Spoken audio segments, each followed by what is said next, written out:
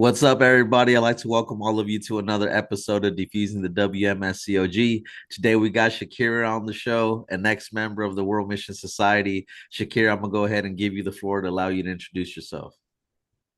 Hi, I'm Shaakira. I'm from the World Mission Society Church of God in Columbus, Georgia.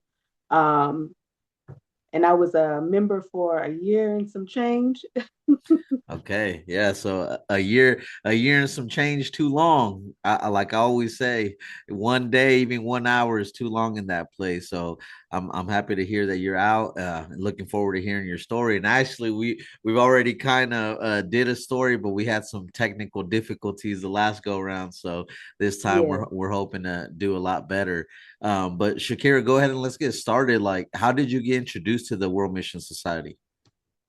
So, like in my last video, because the audio was terrible, it was my position. I met the brother at work. I was going. We were passing by during break time. And so I was coming off break and he was going on to break and he caught me in the middle and he basically asked me would I like to attend his church.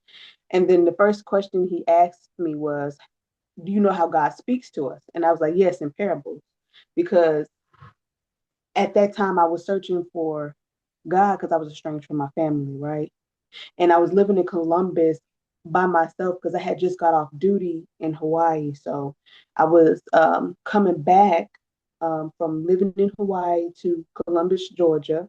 Um, and so I was alone and I was searching for God. And I had prayed the day before because I was having trouble at my apartment complex with a neighbor. And come to find out that the neighbor I was having trouble with worked at the same job I was going to. Wow. Oh, I was like, I don't know where God is sending me or what's going on, but I had ran into the brother in the break room, which that is in itself a no-no. So and so that's how I got introduced to the World Mission Society. I went to a study on that Wednesday, and then they said I could come back for a study on Saturday. I went Saturday morning, but they didn't let me hold service. So I that was a red flag straight out the gate. And like I mentioned um, before in the last video, I was raised Muslim. So some of this behavior wasn't new to me. You know what I'm saying? So, and Yeah. then that's how I ended up in the World Mission Society. Okay, so definitely a red flag is, you know, they don't allow you to attend services, and it kind of switches, it varies on a lot of, different locations, but like in any case, it's weird. Like, why wouldn't they allow you to keep service? It's because Right. they know what you're going to hear in the services. They know you're going to be hearing An San Hong, you're going to be hearing Zangyo Ja, you're going to be hearing God came in the flesh in Korea. And so they're trying to keep members from this shock factor because if I'm sitting in service, if someone invites me to a Christian church, like, hey, come to my church. We believe in Jesus. We're Christians. And I'm sitting down. And next thing you know, I hear, Hanare Keshi Nabuji. I'm like, yo, what's going on? I'm going to get up out of there. You know what I mean? I'm like, no, this doesn't feel this Yeah, like, I'm fading out. Look. yeah, like, what is going on? Right. So, Mhm. obviously, this is some of their tactics, right? So, they want to indoctrinate you before so that you know what to expect once you're sitting in the service. But anyway, so you get to the church, you got preached to by a coworker. When you get in there, how long does it take you to get baptized? Like, how many studies, how much time went by? So it didn't take me long at all. So I did one study, and then the first study was the Seal of God. No, my first study was the Weeds and Wheat, Hmm. and then I came back for the Saturday service. I mean, not service for the Saturday study, and then we did the Seal of God. And so it happened in like a week or so, 7 days. And then I was like, we were doing a study, and this was the weird part for me. And you know how you can think things are God, but it's not really God. But you know what I'm saying? Like, so we did a study, and it was the secret to forgiveness of sins. but they hadn't put the Christ unsung home part on it yet. It was two secret to forgiveness of sins. The first one and then the second one, which red flag. When I learned the second one, I was like, red flag. Why didn't I hear about this the first time I did the secret to forgiveness of sins? So she was playing me the video. It was her and another sister, and then just them. The whole part about the two sisters is what threw me because the brother is the one that preached to me. He didn't tell me he was married. He didn't tell me that his sister that he was saying was not his biological sister. It was his spiritual sister. And so the sister I was studying with was it was a group leader and then a deaconess. And so we're studying and they play in the video and then she walks out to go make some food and get me some water, which I feel like I said in the last video, it's kind of weird to me because you know what I'm saying? I can go get my own water, I can get my own food, but they were serving me. So, the love bombing part. So they served me my food, and while she was going getting the food, the video kept playing and it mentioned Christ unsung home's name. And so I'm sitting there like this, like, she ran back into the room so quick to Yeah. shut her phone down. I'm like, okay, I'm tracking it, but I'm like, who is Christ unsung home? You know what I'm saying? Like, and who? Because I couldn't say his name at first. So who is that man that y'all don't want me to know about? And Yeah. so we did the next study was uh what is it? Christ in the New Name. Yeah. Yes, one of those. And so we did that one. I'm saying so the new because they wouldn't tell me the new name in the first two studies. I was asking for they were saying that Christ has to come in the new name. So I was asking for the new name in So the other services. You know what I'm they saying? I were, mean, in other studies. I'm sorry to interrupt you, but yeah, Mhm. they probably studied with you. The second study in the sermon book one would be Savior of each age and the new In the name. new name, Savior of each age in the new name. That's exactly what it was. And then I still have one of the books. Um, The they green so they book. study with me. No, it's like a preaching book. Oh, the Feed My Sheep. The Feed My Sheep, but the preaching style book is like a little one that you can do on the fly. Yeah, They have yeah. those new ones, yeah. Um, and so we did that, Savior each age a new name. So I knew Christ unsung home's name. And so I was looking on the little board. They have a little board that's set up where everybody has like it has the 50 subjects and everybody has their subject. So I said the next subject that I want to do is get baptized, right? I said, so when do I get baptized? And they were like, Yeah. oh, you want to be baptized? So that following Saturday, we went through the baptism, which is the baptism is was I don't know how to put it. I've been through some baptisms before when I was little, and then being raised Muslim is a little different. Um, but that one was like it was a lot of pomp and circumstance. The way he was talking, I was like, this is kind of cringy and crunchy, but I'm like, I'm gonna go with it. You know what I'm saying? So I just want to know what y'all know. Yeah. so first they sent you through this study. They tell you there's a secret of forgiveness of sins. So they're setting up the Mhm. problem, but they don't tell you the The second solution. part, yeah, the solution, which is on San Home, right? And so Right. they got you, they got you reeling. And then they get you to the baptism part. So you're asking about this baptism. And like you said, it is cringe. You know how I know it's cringe because so many members like they're like, bro, like that was one of the most embarrassing things to go through, and it's also like as embarrassing if you're already a member of the church and you bring someone to get baptized and you're watching them get baptized. Like there was times when people would get baptized and the water's getting poured on them, and then you hear the preacher go, in the name of An San Hong, and then like they like open one eye like, yo, what is going on? Like, I you had know, to. I did that too. I peeked out like a little bit. yeah. Hmm. Wild stuff. And so, but obviously, and then the singing is cringe too. I don't know if they sang for you, but man, that was cringe. The music, okay, so the first what was it, and I like the Yeah. song could have been a banger if it wasn't you know what I'm saying, like it could have been real good if they Yeah. didn't sing how they were. There were not a lot of they didn't do a lot of practice. I could Right. tell they all Yeah. had the book. And what was it, baptism, that was the name of the song. Baptism, baptism. I'm like, oh, this Really? yeah, I was like, it sounds like a hymnal, That's but different. yeah. That's different because I mean, unless they changed it, I left in like 2020, 2021, and Hmm. it used to be a song where it was like there is a fountain filled with blood.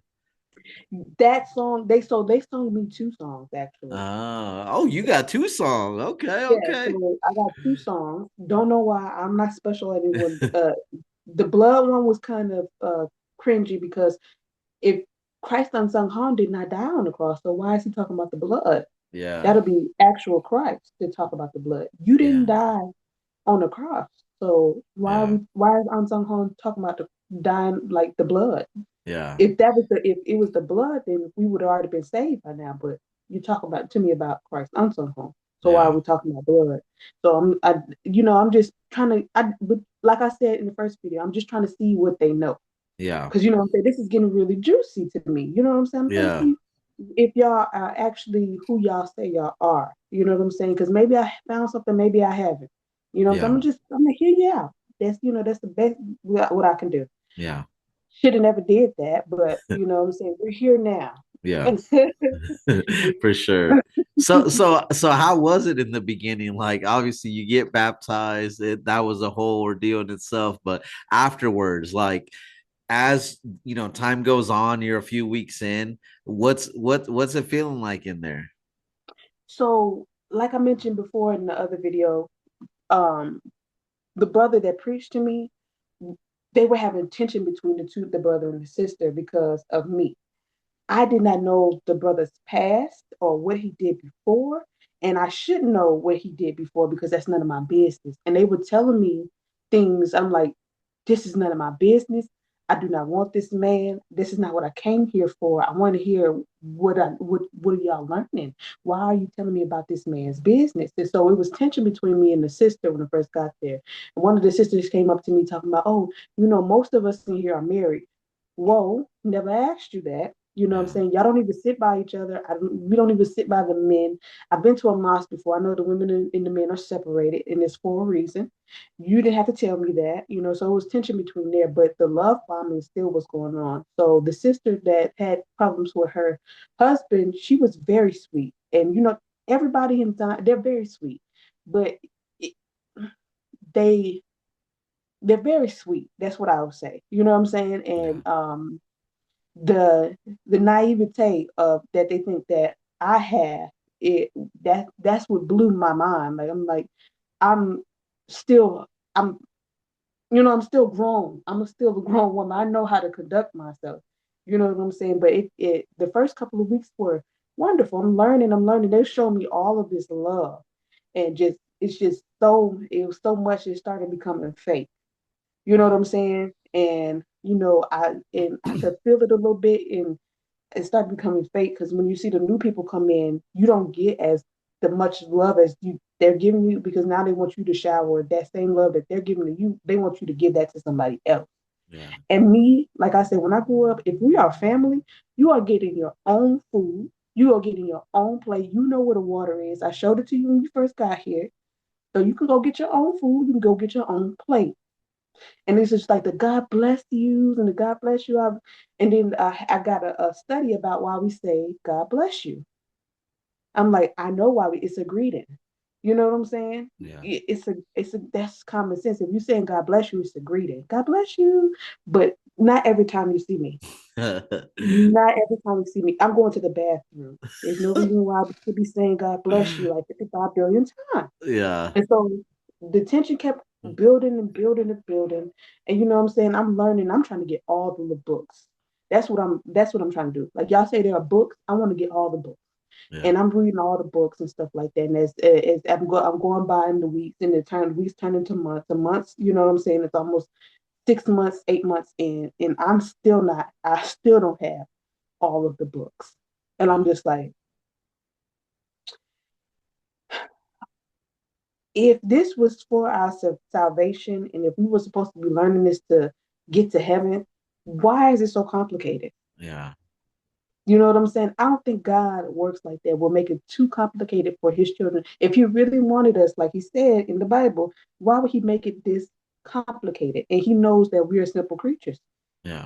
You know what I'm saying? I So mean, just think of the first study that they teach you, which is the secret of the forgiveness of sins. They make it sound like it's a secret. It's not a secret. The whole world knows Jesus died for our sins, but because they are a cult, they have to make it a secret. And so how do they do that? They have to bring you into this room and they have to tell you that there's secrets in the Bible that are not meant for everyone, but only God's chosen people can understand these secret prophecies brought by this secret man from this secret place at this secret time. And that's kind of how they get you. And then just one thing before I lose my chain of thought, but you were mentioning about how tensions were rising between like the sister who is very, humble, very good person, but between her and the guy who brought you in, correct?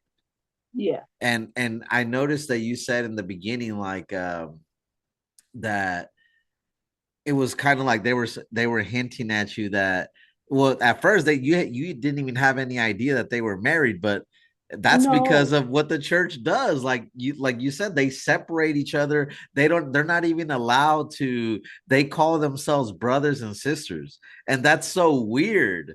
That's weird. that Like in the it's so church, cringe. It's so yes. cringe when you actually find out, and then they don't. And one of the stuff. Okay, so I got a lot of education.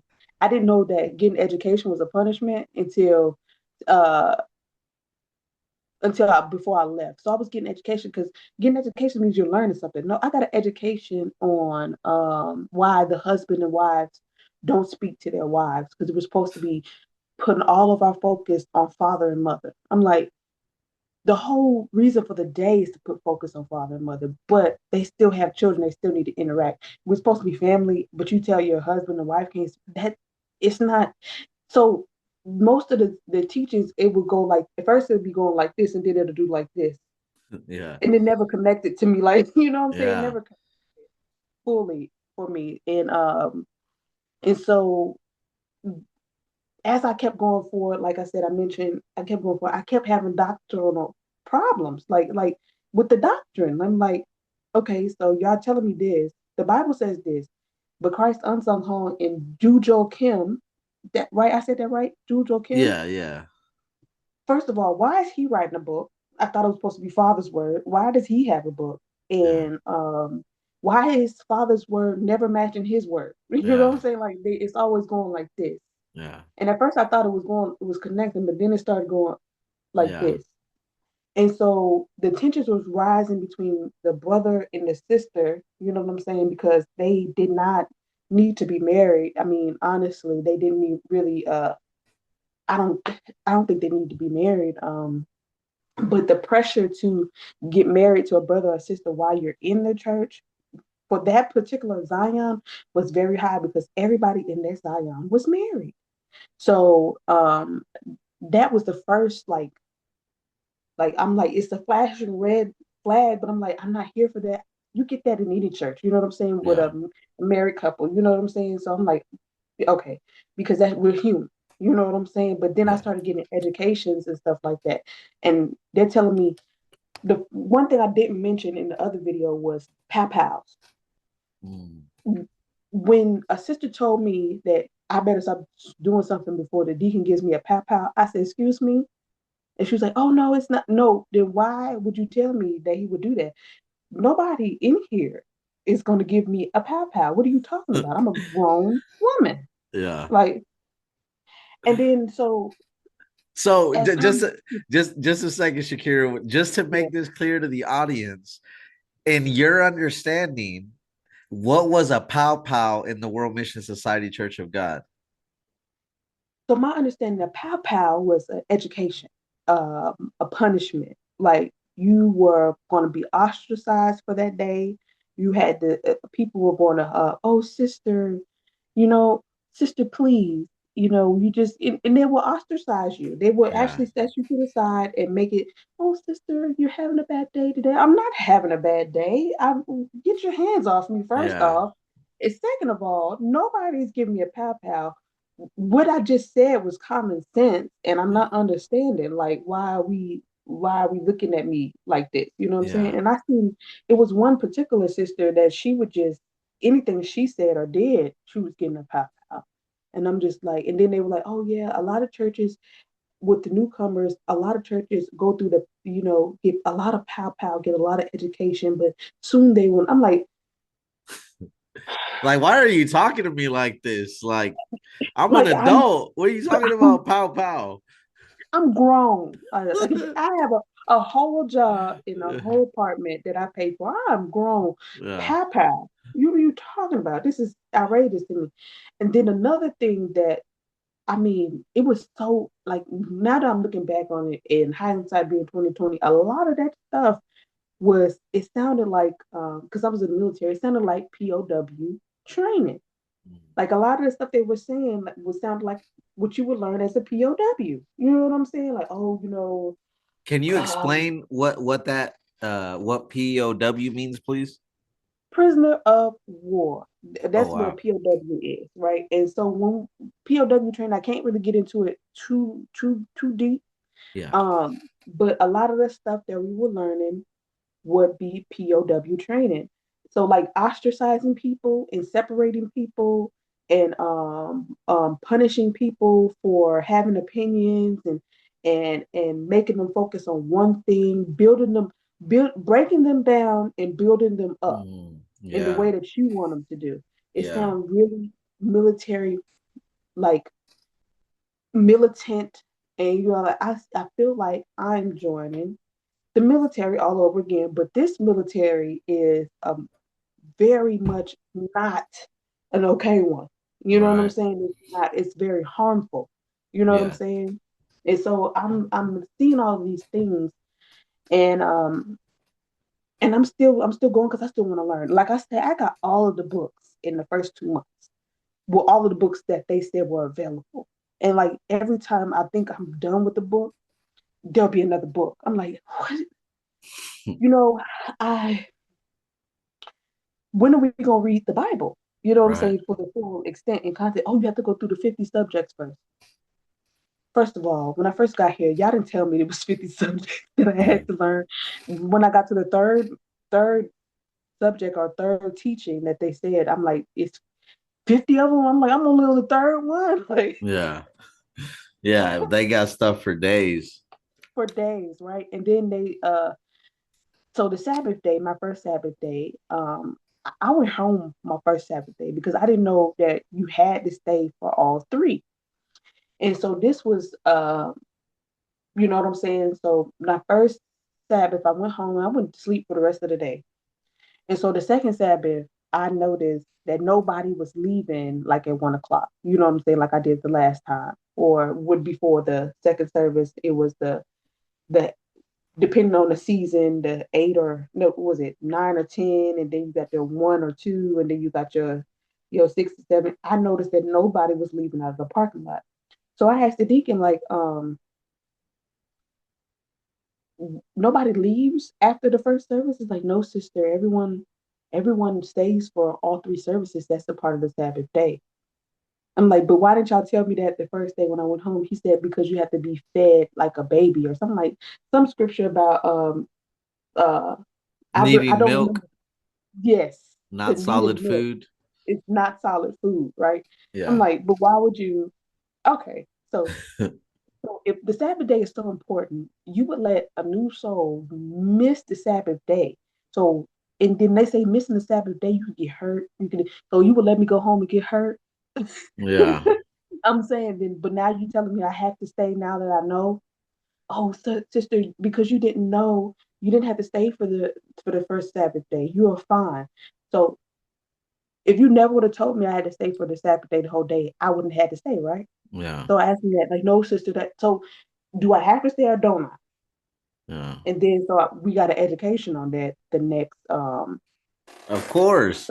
Any Thursday. any anytime you do something that they don't like and they don't want to tell you straight up, they'll give a sermon about it to they're basically throwing shots without, telling you directly. But the whole Right. Sabbath day thing is a bunch of nonsense anyway, because first of all, their Sabbath day is actually modeled after Israel's Sabbath. So they're not Jews. They have no business trying to keep the Sabbath day. And even if they wanted to keep the Sabbath day, that's no problem. I have no problem with people wanting to go to church on Saturday. But it's Right. when you tell people that if they don't do it, that they're going to hell, that's when you have a problem, because scripturally that it doesn't say that. The Bible does It not doesn't say that. say that. And then, Mm-hmm. like you were saying, your leader was saying, "Oh, sister, you have a baby's faith, and we got to feed you solid, first give you milk before the solid food. That's why we couldn't tell you that you had to be here all day." Well, show me in the Bible where it says you have to be there for all three services. You can't leave the church. And if that is the case, which it's not, but if that was the case, they don't even keep the Sabbath day according to their own custom, because or their logic, because Sabbath day means the entire day, right? So from Right. 12 a.m. to 12 a.m., that's when they should be keeping the entire Sabbath day. They don't do Right. that, right? They keep three Mm-mm. services from morning till evening, then they call it a wrap. So even by Right. their own logic, they don't keep the entire Sabbath day.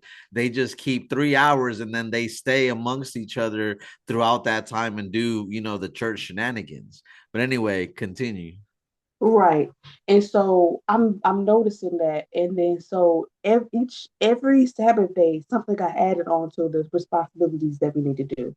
And so when I first got there, they were our office church, and they were like, oh, I thought it was beautiful at first that the deacons and the brothers, they built the kitchen, they built the sanctuary in this office, right? It was across from a furniture store.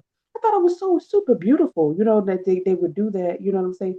But then I realized that none of the money that I was giving to the office church, it wasn't going to the church, it was going to the head church. So I said, what? So out of my money, what money is going to you so that it could benefit around here? Oh, sister, no, it goes to the head church for so and so and so and so. I'm like, so you're paying for all of this out of your pocket. I used to bring food sometimes because like I want to eat at the Sabbath day. You can't tell me not to eat. And like it was so they were trying to be so strict with the refrigerators that I said, I don't need the refrigerator. I will bring my own snacks. I used to bring my own snacks because I'm going to eat. I like to eat. I'm going to eat when I want to eat. And Yeah. you're not going to sit here and tell me I can't eat. Or if somebody doesn't bring food that we're not eating. No, no, no, no, no, no. Shakira gonna eat. If one Yeah. thing I'm going to do is eat when I want to eat. Yeah. And so um, one brother would tell me, "Oh, you're welcome to the food in the kitchen," and then the deacon would be like, "Oh no, sister, we're gonna save this for the rest of the brothers." It's that I am a brother or sister, okay, and I'm hungry. Either you're gonna let me eat the food or not. And so when I used to bring food, you get those backhanded back shots like, "Oh, sister, did it? It's my money. Yeah. If I want to bring some pretzels or something so that everybody can have some pretzels, I do this anyway. I used to do this in the office in the military. Like, if I wanted everybody to have some, if I don't like to eat alone anyway. If I want everybody to have something that I brought, I will bring it. Like in the military, it's nothing for everybody to bring like donuts for everybody. It's nothing. You know what I'm saying? But if you're expecting me to do it every Sabbath day, that's when it becomes a problem. And then when I do it, you're talking about my eating habits. That's where I have a problem at because it's none of your business or none of your concern how I spend my money, what I'm eating, or when I'm eating. It's none of your concern. That's my concern. I'll Yeah. take that up with God. You know what I'm saying? And so those things were happening. And then the studies were, and I didn't mention this in my other video because we were having so many problems with that video. It was so bad. I didn't mention the study. And so it was this beautiful sister. I'm not gonna say her name, and she would bring her grandchildren in with her, and we did a one study. No, no, no. I'm not. It was a elderly woman, and she was beautiful all as well. And we were doing it was a study. I can't remember the name of it because I try to forget it. You know what I'm saying? Yeah. um, about if you don't do this thing, you're going to, if you don't get the secret to forgiveness of sins, you're going to hell. So if you don't have the seal of God, if you don't know about Christ's unsung home, you're going to hell. Yeah. And one of the sisters' family members had passed away the Sabbath day before. She had told me, she came to me and told me why people came and told me things in Zion. I don't know. Maybe I had that face that you could come tell me all of your secrets. Do not, because I have integrity and I cannot hold water. If somebody's being hurt in front of me, if things don't seem right, I'm going to say something. And Yeah. that's how I was trained. You see something, you say something. You know what I'm saying? So I took when the deaconess was giving a study, she was being very untactful about the death part. And I could see it in the sister's face. If you looked around the room, you could see it in the sister's face. She just lost her cousin, had died, and then we do the study about if you don't get the seal of God, then you're going to hell. So her cousin wasn't a part of Zion. You could see it in her face. And I'm just like, the deep is just like, what's her problem? You know what I'm saying? What's going on? And then I pull her to the side, she told us that, and she said it in front of the whole group. I was the only one that was paying attention. That's probably why she came to talk to me. Because she said it in front of because she's elderly, nobody really paid her any attention like that, which I thought was super, super duper inappropriate. And so me and it was another lady, elderly lady, that I would go in there and talk to them or whatever, told me that her cousin died. And she said it in front of the whole group. And then the deaconess comes into that study. The lady was about in tears. You know what I'm saying? I'm like, this is not okay. So I'm 9 months in and I see this. I'm like, this is not okay. She just said last Saturday that somebody passed away in her family. And then you're gonna do a study like this to put fear into her. Now she thinks her cousin is going to hell or Yeah. is in hell. You know what I'm saying? I don't think this is how God works. This is not what's in the Bible. Yeah. God would never tell you that if you didn't know him that you're going to hell. You know what I'm saying? And then I told the deaconess, and she was talking to me. And I did this a lot. I said, mm-mm. I said God has the last say in anything, and then the deaconess will be quiet or walk away. Yeah. Yeah, because what can they say? Obviously they didn't like that.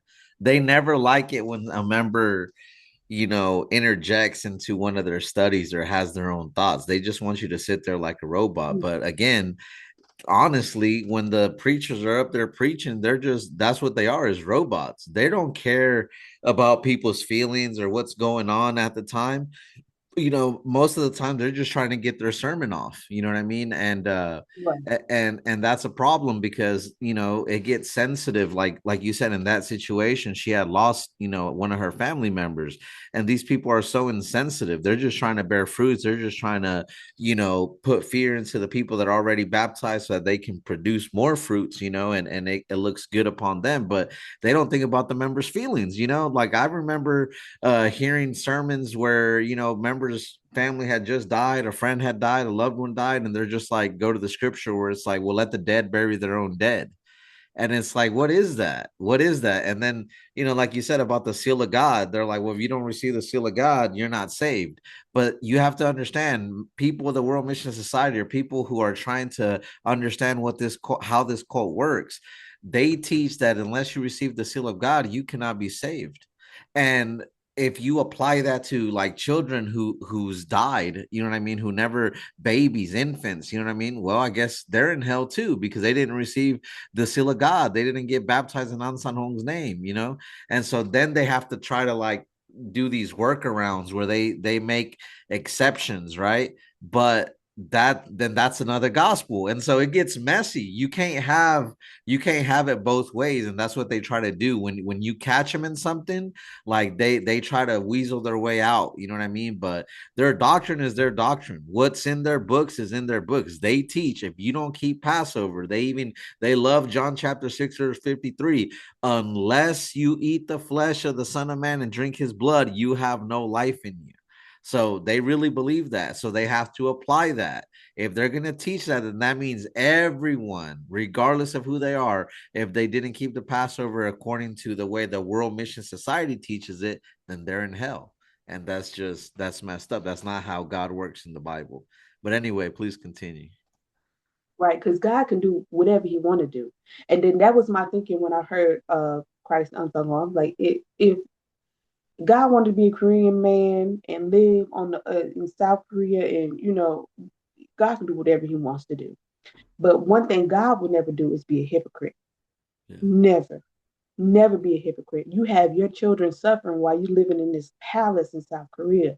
You know what I'm saying? Yeah. Oh, you're suffering for the gospel, lady. I saw the dinner. I saw the video. Where are you suffering? You got on silk, okay? Exactly. That's not suffering for the Versace. gospel. Versace and sleeping in service. I saw you Yeah. on the camera. Yeah. Knocked I out. saw you, mother. Knocked out. And then they tell us, right? They get off by telling us we can't sleep during service. Meanwhile, she KO'd. Right. I'm super jealous on the TV. Like, she's sleep. I'm tired. Like, and so, like, after a while, I stopped. I went to go take naps in my car. Yeah. And one time it was a sister that came out there with me. I said, Sister, I'm about to go to sleep. I've been working overtime at my job. I'm going to sleep. She wanted to talk. I said, I'm going to sleep.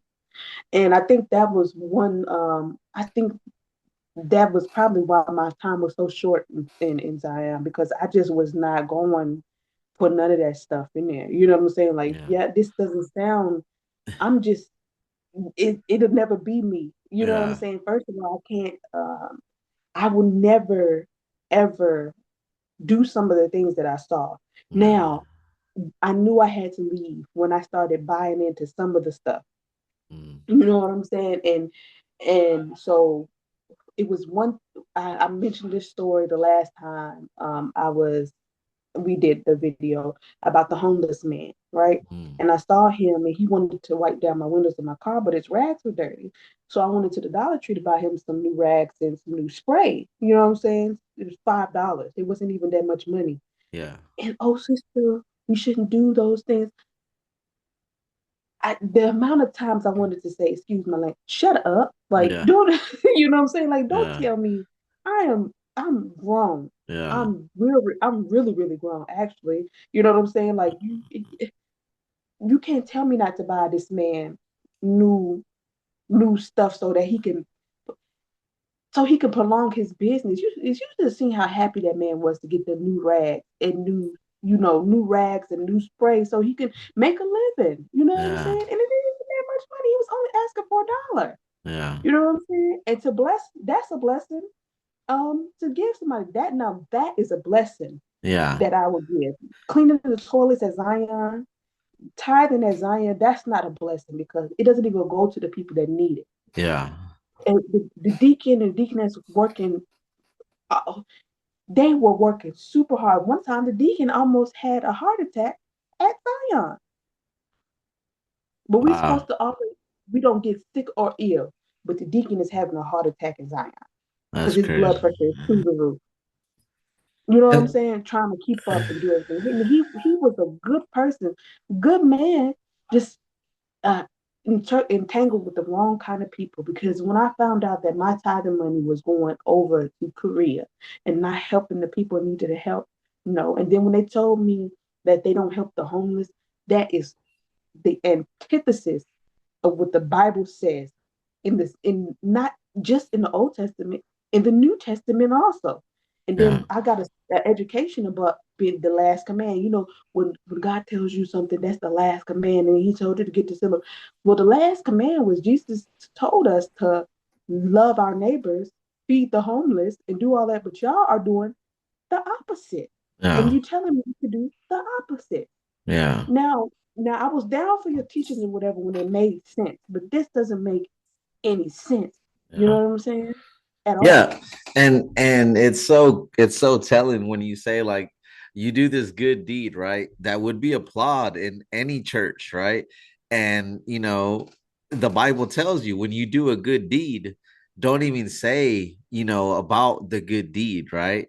Right. And the thing is, like your intentions was to help this person from your heart. But yet, when you do this, you get rebuked for it. Instead of them praising you for it, right? You do this by yourself. No one tells you to do it. It comes out of your heart. You're following what the scriptures say. Yet, when they do, here's the kicker: they got mad at you for helping him, right? Mm-hmm. But they do some drives for like to help the homeless and stuff like that. We've seen interviews, on Plane and Traffic, Great Light Studios, where the church does these events. I've witnessed them, and they say they're helping the homeless, or they're doing these blood drives for people that are sick, or whatever the case may be. But the only reason they're doing it is not to really help them, but it's for the publicity. So, in other words, it's okay to help the homeless when there's cameras involved, when it's being recorded, when the whole world knows about it. But if you're just doing it out of the kindness of your heart, Shaakira, don't do that, because we don't help the homeless here unless it's recorded. That make Right. it make Like, sense. make it make sense because God said he you will get your reward. If you brag about it, you're gonna get your reward. And Yeah. and I hope and I pray that y'all get your reward for bragging about, what I'm saying, all the awards they got, the empty rewards. Because when I first got them, I'm like, oh yeah, this is nice, the queen, and no. And then but then I'm looking around our neighborhood in Columbus, I'm like, but y'all don't do nothing. Y'all live right next to a project home. Like the houses that are next to the Yeah. churches, I'm like, these people actually need help, not the church in Korea where she has these big extravagant. And I hated seeing the Korea trips because she had these big extravagant meals. Mm-hmm. And this nice, but I'm looking at the poverty outside of the church, Yeah. like, and then the church members coming in, brothers and sisters giving blood to make tithes, brothers and sisters working two jobs to make the money, and bringing in their last to Yeah. help, feed the people in Zion. But yet you got this bread meal and you just in my face. Now I didn't mention the videos the last time I was in the last time we spoke, but the videos in Zion pissed me off. It was one video for Heavenly Parents Day or whatever. It was a brother, he was running late for church and he was going through it. I mean, it was creative. They used the staff of Moses to part the traffic and stuff like that. It was creative. Don't get me Yeah. wrong. No, it was for the 60th anniversary. It was creative. Don't get me wrong. But he was sitting in church and he was sleeping and he had his mouth open and somebody threw a piece of paper and it got to the back of the brother's throat or whatever. He was simulating choking and nobody would help him. Everybody turned around and did like this. I said, never in the history of on earth will I ever find it funny that somebody's about to die and people turn their back on him Yeah.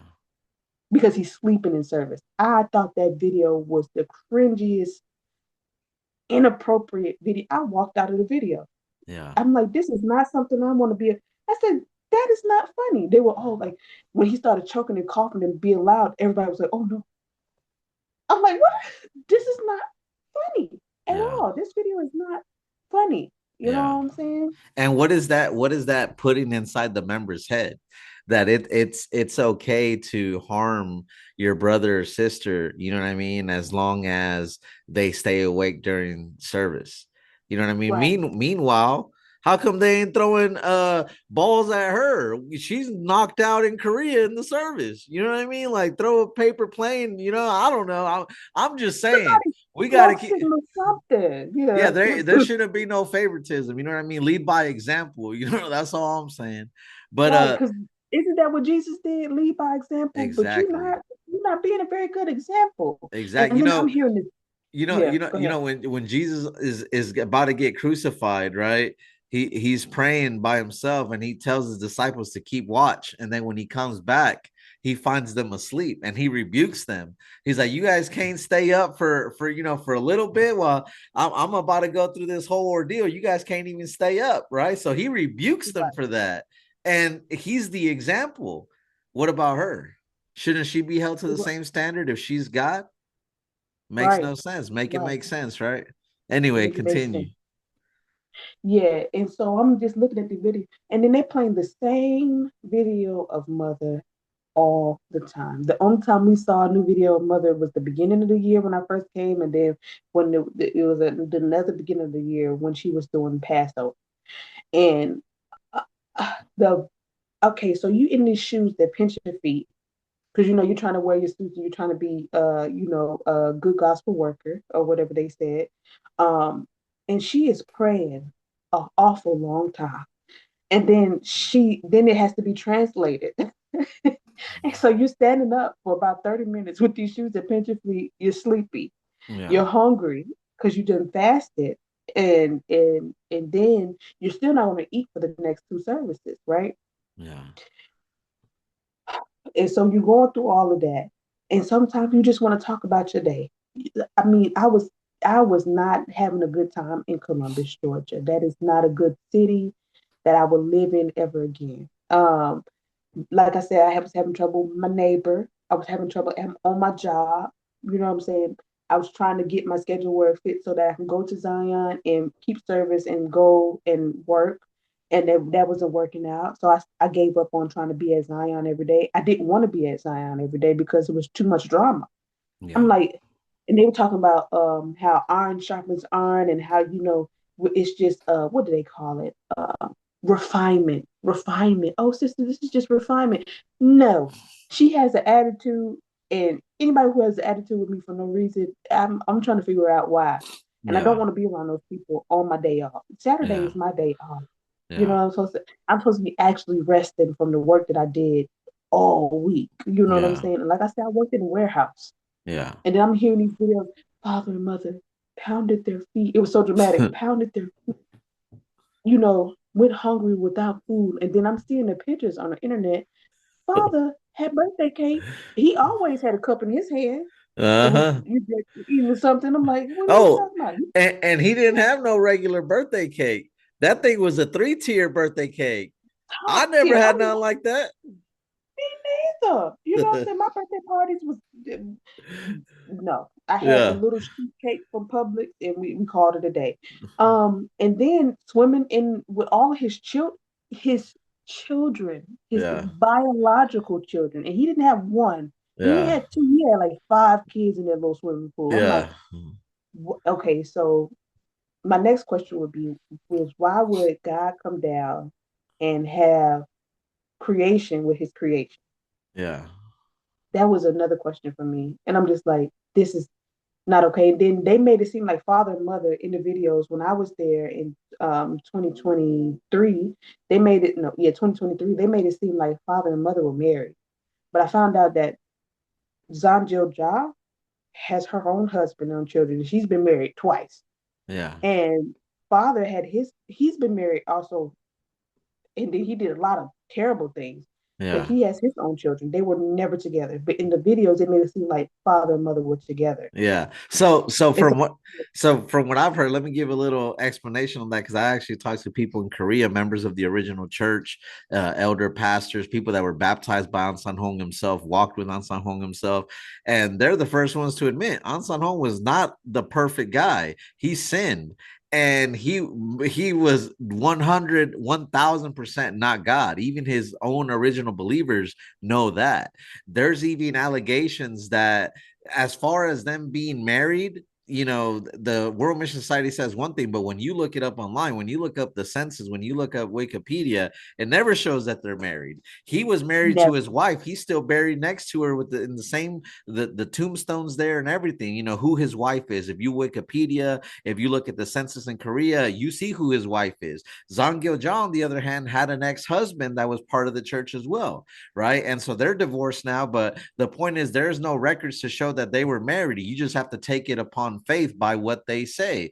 And if they lied about everything else, I mean, and even if they were legally married, right? If somehow they were married, it wouldn't make it a difference because why did God get divorced in the first place? The Bible says God doesn't like divorce. So why'd they get divorced? Why they, like you said, why they have kids with their own creation? And then they say, you guys are just looking at the physical. You guys have no faith. You guys don't pay attention to the prophecy. And it's like, nah, I've been there. I've done that. I've used those same allegations. Those don't work. You know why?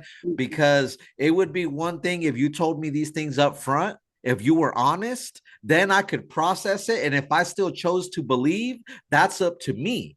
But because you Right. lie to me and you don't mention it and you withhold information, and then we find out, and then you get mad because we found out, because we question.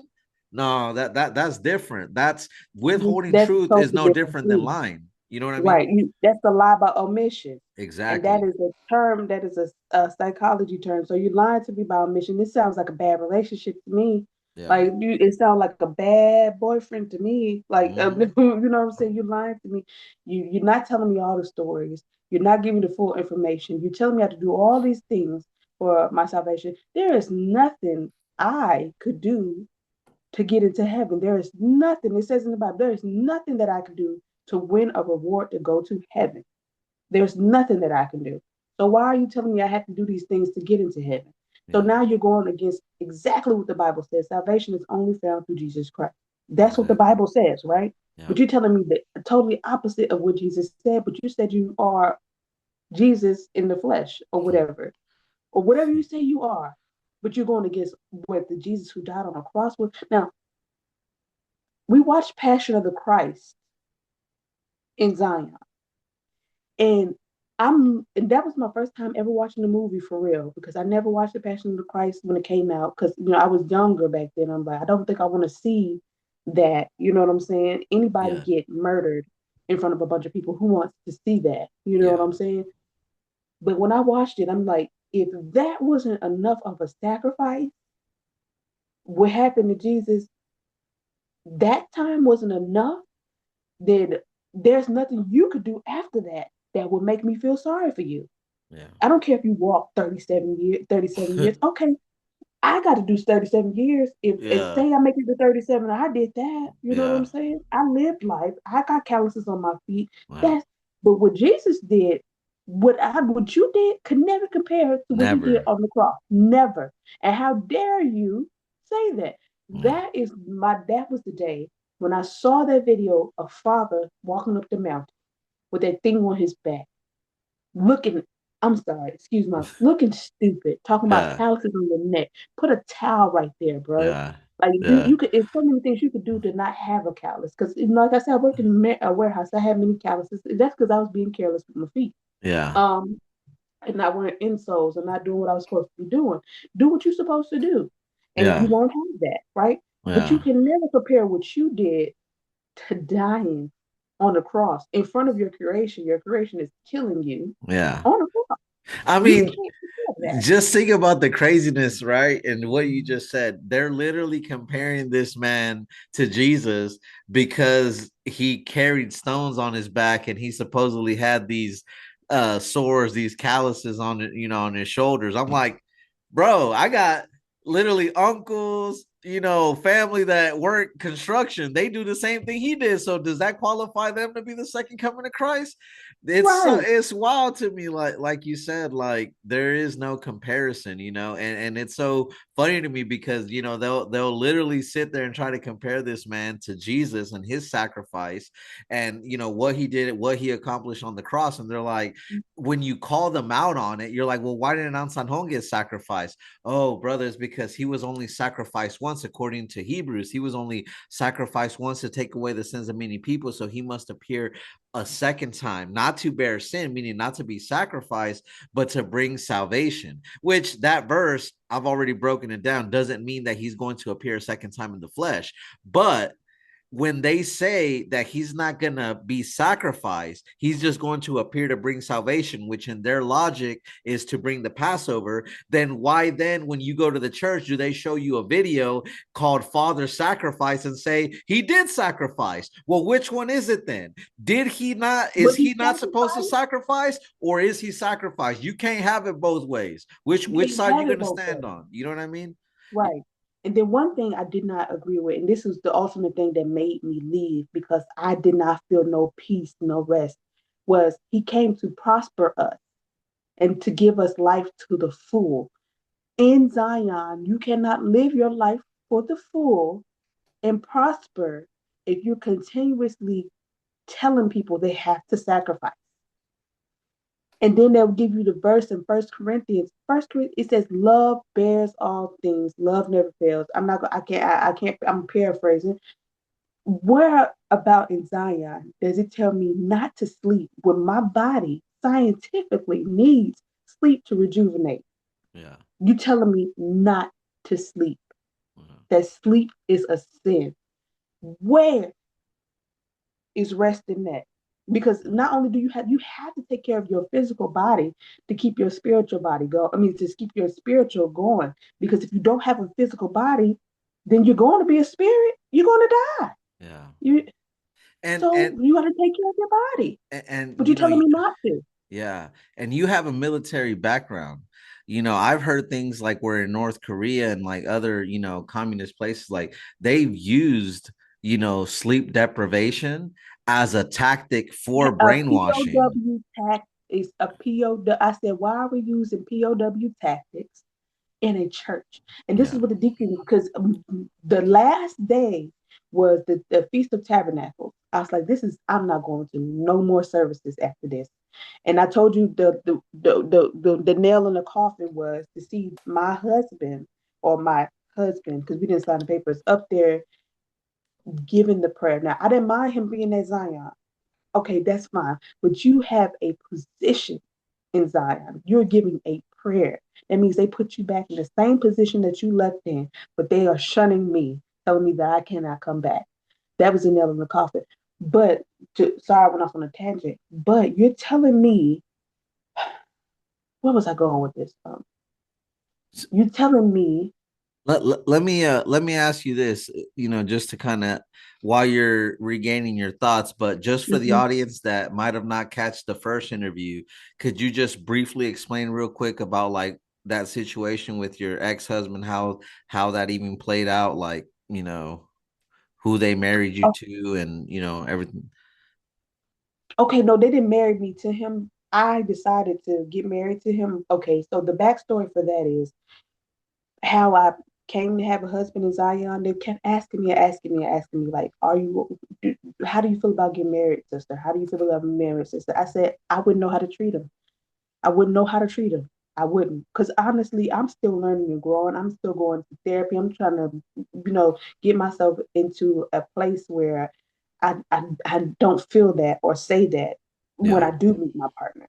And so it was a brother there, and he would do inappropriate things that we're not supposed to do in Zion. Like it'd be me and him in the room, and he'll shut the door, and it'll just be me and him in the room. I'm like, brother, I don't think we're supposed to be doing this. And I'll tell the deacon, oh, sister, no, no, no, no. He's doing something inappropriate. And he's feeling so comfortable enough to do this. He's done this before to somebody else, right? Yeah. And so he just kept doing inappropriate things. And then one day, it was a sister, she was doing her matchmaking thing, what she's not supposed to be doing. And so one day I was just like, forget it. He asked me to marry him. I said, okay, let's do it. You know what I'm saying? Just being me. You know what I'm saying? Like Yeah. I'm here. Let's Yeah. see where this goes. My life Yeah. is already, Yeah. let's go see how low this can go, right? You know what I'm saying? how much what's the bottom of this? Because I already feel like I'm down here. How low can we go? How low can we get here? And it got pretty dirty, you know what I'm saying? And so we get married, and then they were like, oh no, sister. And they told us that we couldn't come back to Zion. Oh, And so yeah, they told us we couldn't come back to Zion. And so we were doing because you guys the got married? because we got married, we couldn't come back to Zion. Man, this place is a joke. It's a Right. joke. And so I'm like, so I couldn't get married to who I wanted to get married to. So but the brother turned out to be a piece of you know what, but Yeah. A piece of poop. a piece of poop, the dirty kind, like the Yeah. one that We gonna keep it PG. keep PG. So look, so that point, and so I'm talking to the deacon on the Feast of Tabernacles, and he's telling me, "Oh, sister, I said I read, and this is when I was going through the diffusing website. I went to the diffusing website. I went to the public record website to read Michelle Cologne's transcript of her court case, Oh, the and examining site. yes, Okay. And you can go on public record and you can get the public record and read transcripts from. And I went to read the transcript, but then I saw it on the examining website that they had the transcripts already there. Yeah. And so I'm reading from the public side and I'm reading the transcripts and I'm watching the videos of Michelle Cologne. And I'm like, whoa, we're suing people Yeah. now. And they said they didn't. And in the church, they tell you they don't sue people, right? Never did they tell me about Michelle Cologne. So when I'm watching the video, I'm like, whoa. And a lot of the stuff she's saying is kind of like the parallels of what I was going through at the moment. I'm like, oh wow. And so then I hear the one Deacon Ron. I saw Missionary that one, run. Missionary Yeah. Ron. And I'm like, mm, it's and then I saw your video. Yeah.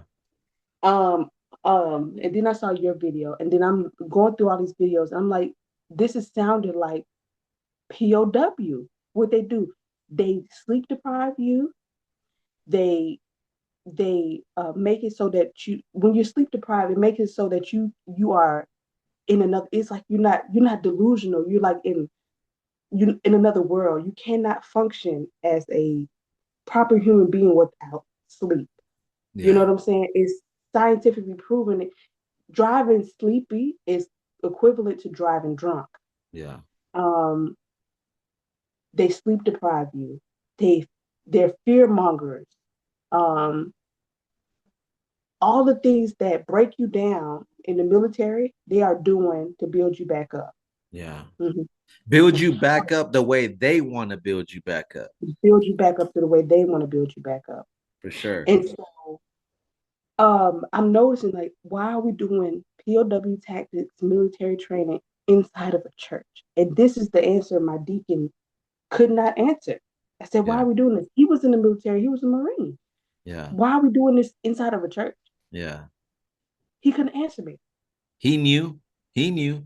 And the back of his mind, he knew. He might have been really lost in the sauce and he might not, want to give you the answer because he doesn't want, it takes heart to admit that you're wrong, that something's not right there, especially when you're so lost, caught up in it.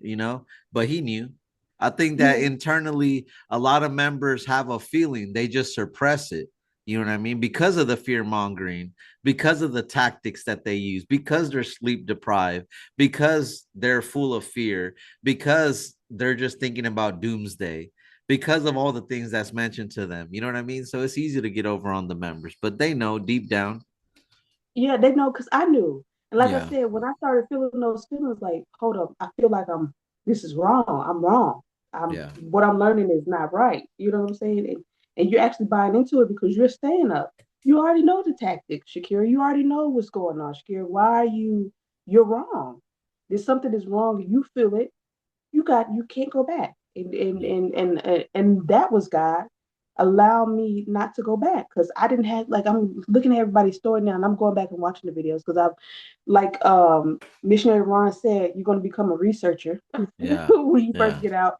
And I don't know how many times I watched your video. I don't know how many times I watched the one with Kelsey in it. And Yeah. now and then I took some time for myself and I went, did some therapy, did some searching, and then I went back so I can look at it without the effects that it gives you when you look at it. Like I was so triggered. Like I actually whatever I trained for this for 11 and a half years and I fell for it because I did. And what about me had me fall for it? You know what I'm saying? Or what not fall for it, or what about me had me falling for it, but what about me um made me want to stay? You know what I'm Right. saying? And it was the fear. Yeah. Because I was afraid. It was one thing that the deacon said to me on my 6 month there, like, oh, if you leave, bad things are going to happen to you. Your life is going to be worse, right? I'm like, I don't want my life to be worse. You know what I'm saying? And I'm thinking in my head, like, how worse can it get? It's already pretty bad now. You know what I'm Yeah. saying? And then one day, like I said, and like I said, when I'm by my husband, we're going to keep it PG. So I'm not going to mention him too many times. Yeah. Well, because it was just a lot of stuff going on with that. So Yeah. I didn't want to go back to my husband's house, and they were calling my phone, talking. And then I got on the phone with the deaconess, and she told me that I should go back to my husband because I had nowhere else to go. Now, like I said, I was raised Muslim. I was in the military. Um, there's no way I'm going to let another grown person tell me, grown woman with family that loves me, that I have nowhere else to go. Yeah. That it was unacceptable, it was inappropriate. And I told her, don't you ever call my phone and tell me something like that ever again. You are not the dictator. This church is not the dictator of where I should go and live. Never have I been to a church or a mosque that told me that I could not leave and I had nowhere else to go. Yeah. That is that is a POW tactic. What are Yeah. you going to do? You have nowhere else to go. Now I feel like I'm kidnapped. Yeah. Now I'm feeling like he's making me have to stay there because he took the money he gave me and the cell phone he bought me so that I could not leave. Wow. hmm And so then when I went back to go get because I left my wallet on accident because I'm moving fast because I'm getting out of there. Yeah. And you know what I'm saying? And I know how to survive on my own. Like I didn't grow up in the best neighborhoods and stuff like that. I grew up with the best because my parents tried to give me what they had. They gave me everything they got. But you know, I learned how to survive. I know how to survive out here. You're not going to tell me I have nowhere else to go. You're not going to keep me in the house. You're not going to tell me the thing and I said, like I said, I'm not gonna try to mention too many things because I want to keep it, where people can watch, where people and kids can watch it. But my husband, the one day that I decided to leave, we were arguing. I said we were having a altercation about my hair, and I said I don't, as a black woman, I don't let anybody touch my hair except for my mom and my sister. Now, my mom and my sister, if they're not doing my hair, then I'm gonna do my hair, or it's just not gonna be done. You know what I'm saying? And that's fine with me because who am I trying to impress? And so when I get braids, my sister does them or my mom does them. My mother's older now, so it's just my sister.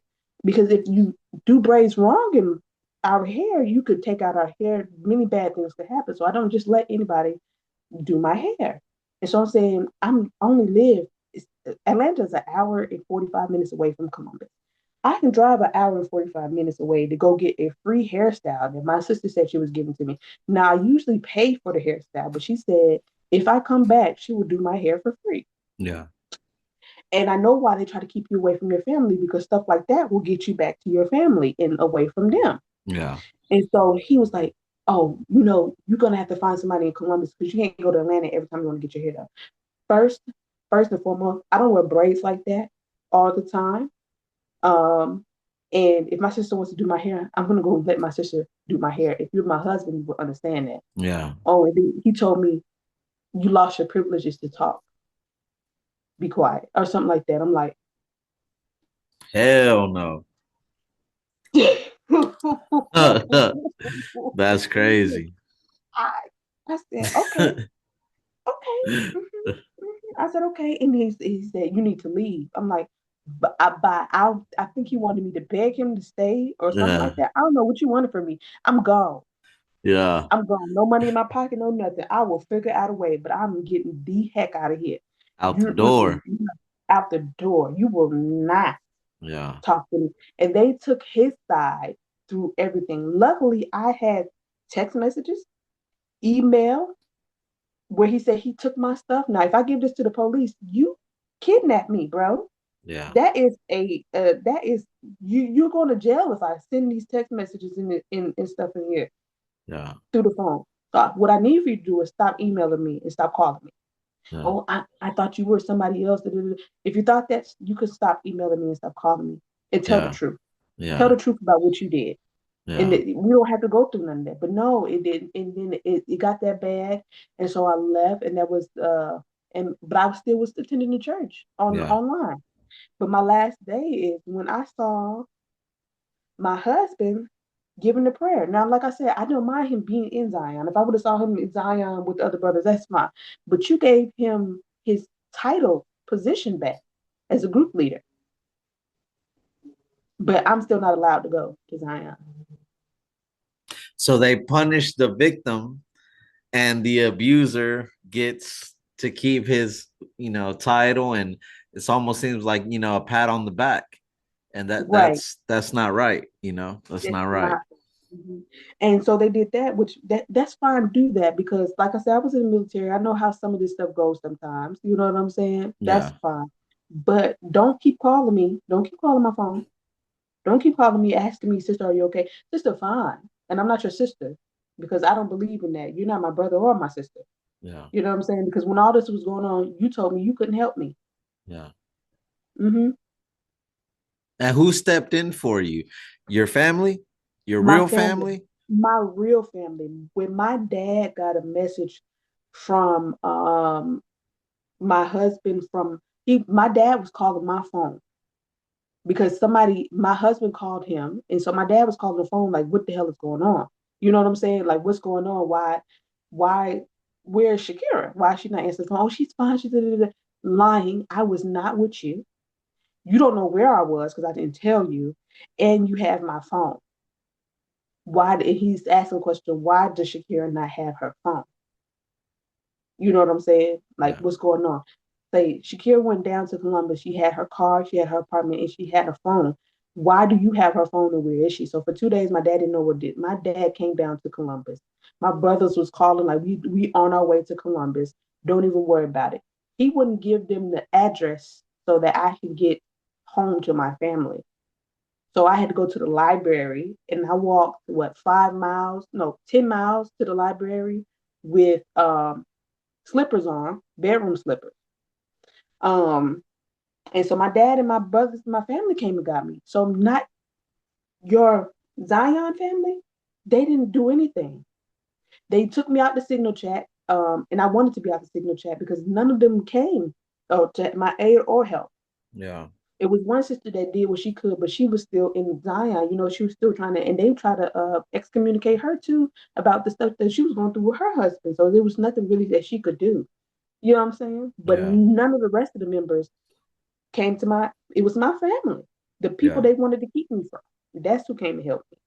So, so what you're saying is the fake family that they tell you is the real family didn't do anything but allow this guy to continue to keep his title, right? Even though he lied, even could have put you in harm's way. He did put you in harm's way.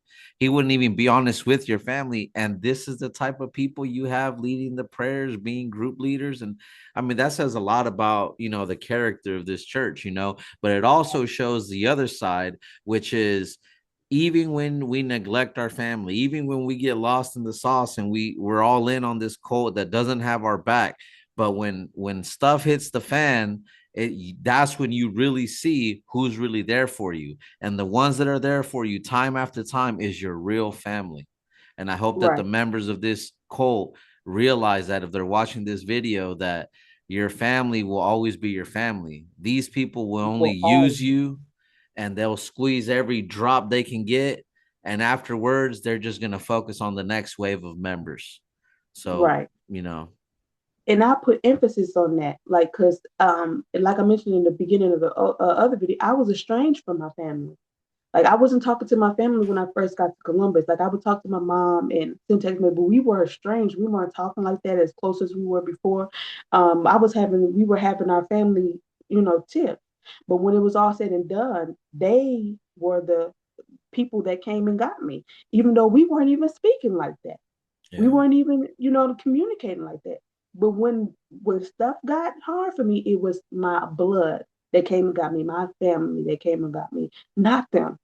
Even And, when I wasn't speaking to them before, even before Zion. and, So and where was mother at in this whole ordeal? Knocked out maybe in Korea. Knocked out cold. nothing. Yes, or eat one of those lavish meals she puts out for her Exactly. children. Yeah, Hmm. uh-huh. Crazy.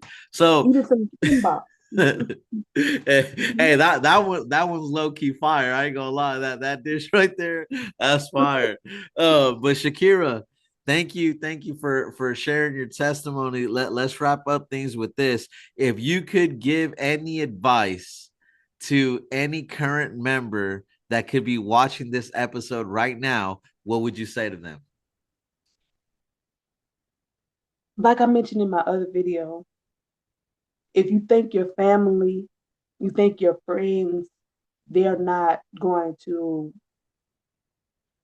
come to your aid and rescue you. That you like when you get out, you think your family is going to judge you. These are the people that love you regardless, right? Your family is going to be with you. And like I said, I was estranged from my family. We weren't talking. We were going through a lot. But when it was all said and done, it was my family who came to help me, not my Zion family, my real family, my real friends. They were the ones that came to my rescue. Um, if you feel in your heart that what you're doing is wrong, trust your gut. And that gut feeling, if you're thinking about, oh, God's not going to love me after this, that gut feeling that's telling you to leave is God, okay? Um, Trust it, leave, because God, this situation I'm in, and it's coming full circle for me. Like when I think about it, this situation I'm in was God letting me know that this is becoming an ongoing problem because I'm seeing more and more World Mission Society Church of God members. And I'm not afraid to speak out. And there was somebody who spoke out for us. Well, we don't have to worry about getting sued anymore. You know what I'm saying? We don't have to worry about that. Michelle Cologne did the work so that we could be able to speak out and have no fear. I have no fear anyway, because you're going to sue me. I don't have anything to give you.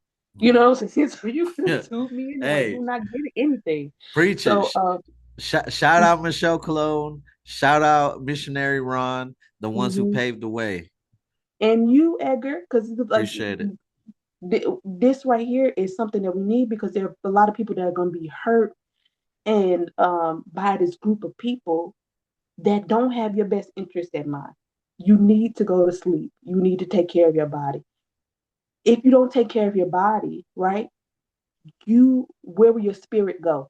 You're going to go back to God, right? Yeah. So how are you going to finish your mission on earth if you don't take care of your body, right? Yeah. So we got to think about those things too. And they are not telling you to take care of your body. Think about your well-being. You got to think about your well-being. But if you think that you're going to get out and something's going to happen to you, listen, the God I serve, right? He's not letting anything happen to me. I lost my car, lost my apartment. I have a place to live. I have two places to live: my mother's house and my father's house. You know, some of the things might not be great, but I have a place to live. I have a vehicle. I have a job. I'm healthy. I haven't been in a car crash. Nothing has happened to me, since I stopped going to Zion. Just life, being human, of course, but Yeah.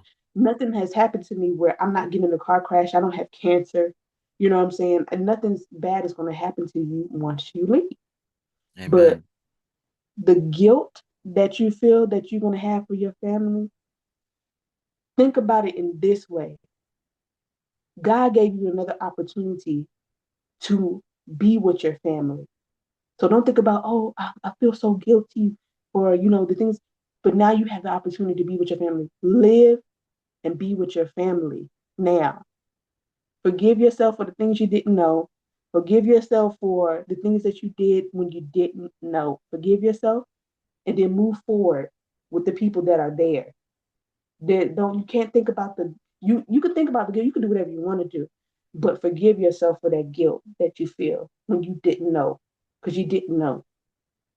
How would you know when we didn't have these sites that we have now? Now we have these sites now, so now you can, you Yeah. know, see for yourself.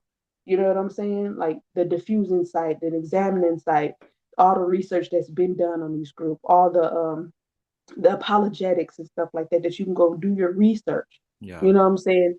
And thank God for you, Edgar. And I forget the gentleman's name that you did the video with on the answering the WCOG. What's his name? I was And watching his video. Jordan. Jordan. Yeah, I Yeah. was watching his videos like the first to 15. Yeah. You know, I'm Yeah. just Yeah. trying to Yeah. figure out. Yeah. Like, what am I leaving this church? Am I doing the wrong thing? And I'll tell you one thing. If God really wants you, he'll come get you. You know what I'm saying? For sure. Like there's no Ifs, buts about it. and he's a forgiving God. God forgives no matter what. God Yeah. forgives, except for I don't think serial killers. I'm not. I have to really ask God about that one. You know Yeah. what I'm saying? Yeah. Yeah. Yeah. but, but For yeah, sure. God, and you think that you were worshiping this God, and God is going to forgive you. Because why would He Yeah. want His children? He Yeah. came for you, so why would He want to get you? You know Yeah. what I'm saying? Why wouldn't He want to forgive you for Yeah. doing that? You know what I'm saying? And so I have to think about it like that, like, and that's what I would tell members. Forgive Amen. yourself for the things you didn't know. God will forgive you. Your family is going to forgive you.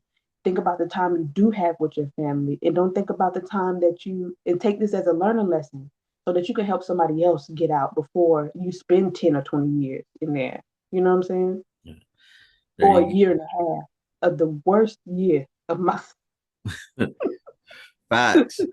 You know, no, Shakira, everything you said, nail in the coffin. I mean, you hit the nail on the head. It's everything is facts, and I appreciate you doing this. And I think that what sticks out to me in your closing statement is when you mentioned about the gut feeling.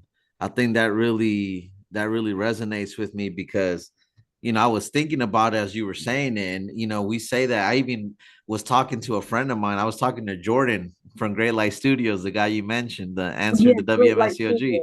We were talking just a little while ago over the phone, and I mentioned about trusting your gut feeling because I suppressed my gut feeling for 10 years while being in the cult. Even in the beginning there was things that I saw as red flags, and I just suppressed it, because I was like, no, this is God. This got to be God. And I'm like, they teach you, oh, suppress those feelings. That's Satan. That's the devil, right? What I've come to realize now is, like you said, that's actually God. That's profound to me that you said that. It makes so much sense to me because, they're going to tell you that's the devil, but there's no difference, if you're in a toxic relationship and husband's beating the wife, doing all these things to the wife, cheating on the wife, stepping outside the marriage, disrespecting her, no love, no nothing, just lies. And then people from the outside come and tell her, hey, it's better over here. You've always been locked in there with him in this toxic relationship. We got evidence of what he's doing is wrong, and we got evidence that over here you'll be so much better. But she's like, but he's told me that if I follow you guys, that I'm gonna be, worse off. And this everything out there is evil, and no one cares for me like he cares for me. And that's what the World Mission Society tried to put in the members, is they tell you that gut feeling is actually the devil, when in Right, reality it's God that's trying to pull you out of there. And so right, just like members say, but what if it's the devil? What if it's a trap? And what if it's not? And what if right, it's God? And what if right, God is trying to pull you out? What's wrong with researching for yourself, right?